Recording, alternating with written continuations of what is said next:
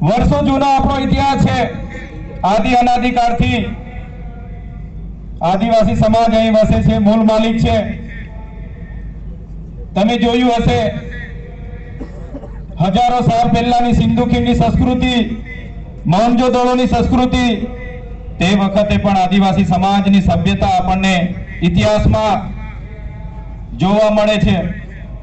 તમે રામાયણ ઉઠાવીને વાંચો, એમાં વાલ્મીકી હશે, હનુમાનજી હશે, નિષેધ હશે કે સબરી હશે, પણ આપણા પૂર્વજો હતા। તમે મહાભારત ઉઠાવીને વાંચો, વીર એકલવ્ય આપણા પૂર્વજ હતા। તમે થોડી સદીની આગળ જશો, એ સદીઓના જે યોદ્ધાઓ હતા, તમે મહારાણા પ્રતાપનો ઇતિહાસ જોશો, એમની સાથે જે લડવાવાળા પૂંજાભીલ, દુધાભીલની આખી સેના હતી। તમે શિવાજી મહારાજનો ઇતિહાસ જોશો, એમાં જે બાવલાભીલની આખી સેના હતી। તેવી જ રીતે તમે તમામ રજવાડાઓ ભૂતકાળમાં જોયા હશે, આદિવાસીઓના રજવાડા હતા। અમદાવાદની વાત કરું, આશાભીલનું રજવાડું હતું। ભાવનગર જ્યારે આક્રમણો થયા, ત્યારે આપણા બાવળાભીલની આખી સેના એમની સામે ઉતરી। ત્યારે આપણો ઇતિહાસ ગૌરવશાળી છે, આપણી સંસ્કૃતિ ગૌરવશાળી છે, આપણી સભ્યતા હજારો વર્ષો પૂર્વની છે, સમાજમાંથી આપીએ છીએ ત્યારે ગર્વ થાય છે આપણને। આપણા પૂર્વજો બહારની જે સભ્યતા, બહારના જે લોકો અતિક્રમણો કર્યા, આક્રમણો કર્યા, એમાં ડચ હોય, હુણ હોય, પોર્ટુગીઝો હોય, અંગ્રેજો હોય, એમની સામે પણ આપણા પૂર્વજો લડ્યા છે। તમે તાત્યા મામાનો ઇતિહાસ જોઈ લેજો, તમે ખાદ્યા નાયક, તિલકા માજી, બિરસા મુંડા જેવા આપણા પૂર્વજોએ વર્ષો સુધી લડીને પોતાની શહીદી વહોરી છે। ગુરુ ગોવિંદજી 1500 આદિવાસીઓ સાથે સ્વાયત્ત રાજની માંગ કરી અને માંગણ ધામમાં અંગ્રેજોની સેનાએ ગોળીઓથી એમને ભૂંજી કાઢ્યા। ત્યાં આપણા 1500 આદિવાસી ક્રાંતિવીરો શહીદ થયા। છતાંય આપણા પૂર્વજોને જ્યારે ઇતિહાસમાં સ્થાન નથી મળ્યું, ત્યારે આપણને દુઃખ થાય છે।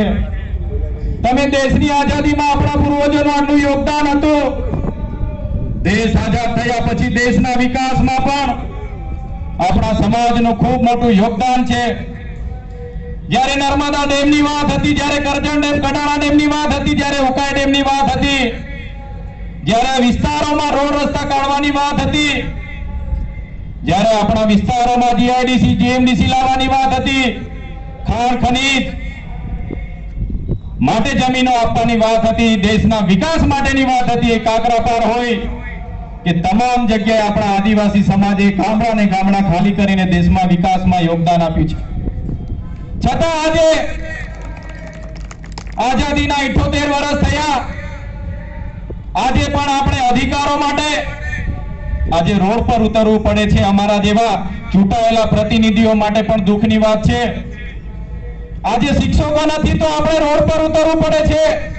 દવાખાનાઓમાં ડોક્ટરો નથી, સાધનો નથી, આપણા વિસ્તારોમાં ડેમો હોવા છતાં સિંચાઈનું પાણી નથી, ગ્રામ સભાઓના પાવરો નથી, જળ અને જંગલો આજે છીનવાઈ રહ્યા છે, જમીનો આજે છીનવાઈ રહી છે।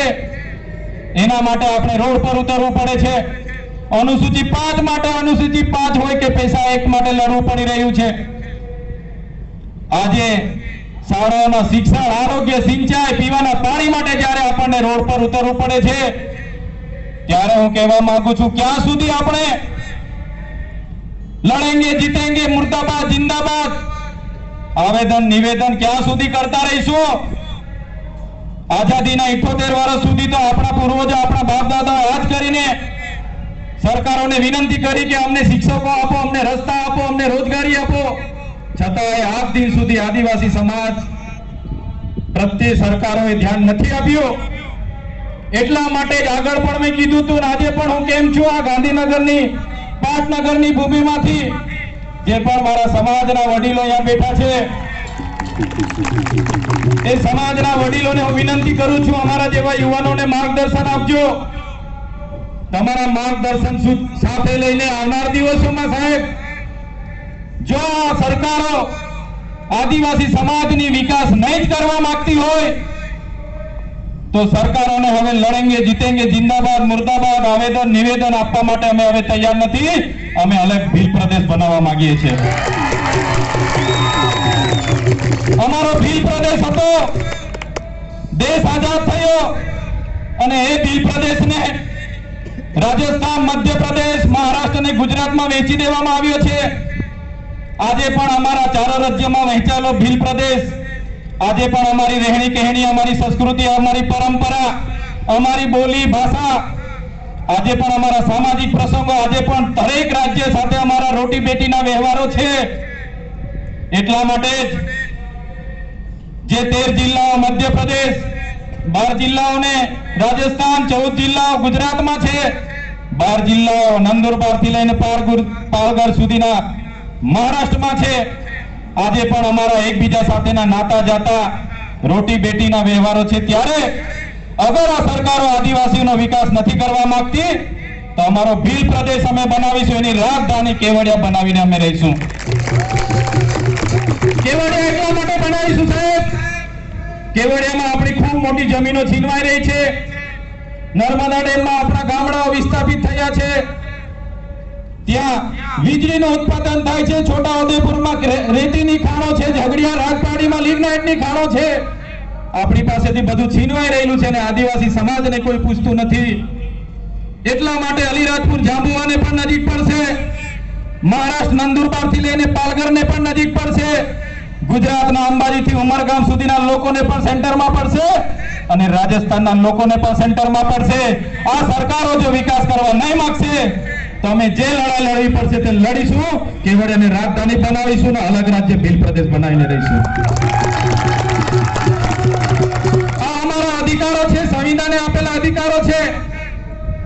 સંવિધાનના આર્ટિકલ તમે વાંચી લેજો. જે રીતે તેલુગુ લોકોનું તેલંગાણા બન્યું, તમિલ લોકોનું તમિલનાડુ બન્યું, મરાઠાઓનું મહારાષ્ટ્ર બન્યું, ગુજરાતીઓનું ગુજરાત બન્યું, નાગા લોકોનું નાગાલેન્ડ બન્યું, પંજાબીઓનું પંજાબ બન્યું, ઝારખંડ બન્યું, છત્તીસગઢ બન્યું. એવી જ રીતે અમે આદિવાસી ભીલોને અલગ ભીલ પ્રદેશ આપો.